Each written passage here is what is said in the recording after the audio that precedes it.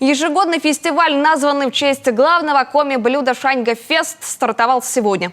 Правда, в этом году он пройдет в непривычном и новом формате мастер-ужинов и обедов. В Коми прилетели два знаменитых шеф-повара, которые пофантазируют на тему национальной финно-угорской кухни. Гостей фестиваля ждут коми, ижорские, удмуртские, марийские, карельские и финские блюда. Но, как отмечают повара, с шефским эпатажем.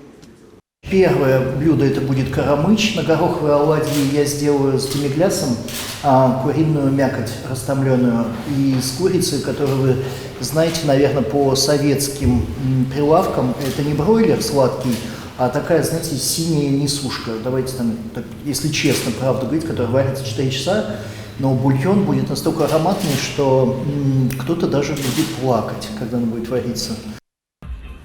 Организаторы фестиваля обещают погрузить гостей в гастрономический калейдоскоп вкусов. Для именитых шеф-поваров Ильи Лазерсона и Сергея Малаховского приготовление национальных блюд тоже эксперимент.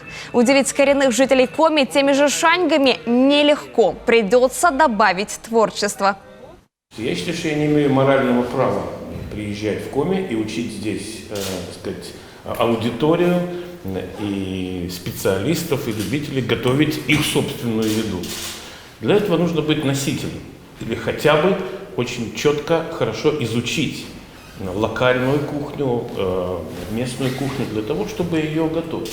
Я взял на себя такую функцию изучить коми-кухню здесь, как раз в рамках фестиваля, потому что здесь ее будет много, она будет концентрирована, преподнесена, и потом о ней рассказать громко.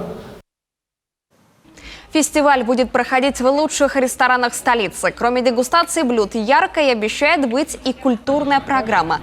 Гостей обедов и ужинов погрузят в культуру и традиции регионов-участников с национальными костюмами, песнями и танцами. Билеты можно приобрести в кассах финно-угорского этнопарка и в ресторанах-участниках.